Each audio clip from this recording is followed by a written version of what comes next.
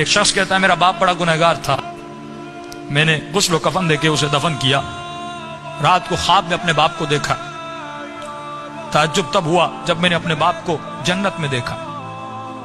میں نے کہا بابا آپ تو بڑے گنہگار تھے، آپ تو بڑے خطاکار تھے، آپ جنت میں کیا کر رہے ہیں؟ اس نے کہا میرے لال 3 دن تک میری قبر میں آگ جل رہی تھی، 3 دن تک مجھ پر فشار قبر عذاب قبر میں مبتلا تھا، لیکن 3 دن کے بعد کچھ قبریں چھوڑ کر ایک نیک خاتون کو دفن کیا گیا، جس کی آنے کے بعد پورے قبرستان میں جن جن پہ عذاب ہو رہا تھا ان پر اللہ کی رحمتیں نازل ہونے لگیں۔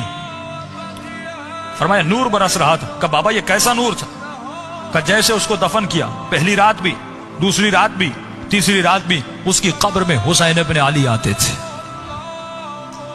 فرمایا جب اس خاتون نے میرے عذاب کو دیکھا، فرمایا اس کے دل میں رحم پیدا ہوا، اور جب امام حسین اس کی قبر میں آئے تو اس نے کہا مولا مجھ پر تو رحمتیں ہیں، لیکن یہ بھی آپ کا چاہنے والا ہے، اس کی قبر میں عذاب ہو رہا ہے، میں چاہتی ہوں میری خاطر آپ اس کی شفاعت کر دیں۔ کہ اس وقت امام نے دعا کے لیے ہاتھوں کو بلند کیا، میرا عذاب ختم ہوا۔ کہ بابا وہ خاتون کون سی تھی؟ کہ اس کا نام یہ تھا، اس کے شوہر کا نام یہ ہے، فلاں محلے میں رہتی تھی۔ یہ نیند سے اٹھا، اس محلے میں گیا، اس شخص کا نام پوچھا کہ فلاں خاتون آپ کی زوجہ تھی؟ کہا۔ کہ اس کا کون سا ایسا عمل تھا؟ کیا وہ بہت زیادہ نمازی تھی؟ کہ نہیں، صرف واجبات پہ عمل کرتی تھی۔ کہ بہت زیادہ قرآن پڑھتی تھی؟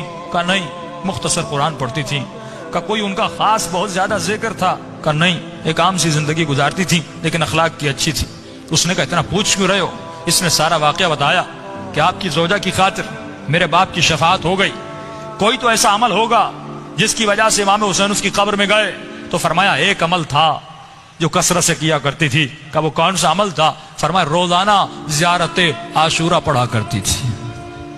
یہ مقام اذکرونی اذکرکم ہے کہ ہمارے چاہنے والوں تم ہمیں یاد کرو، ہم تمہیں یاد کریں گے۔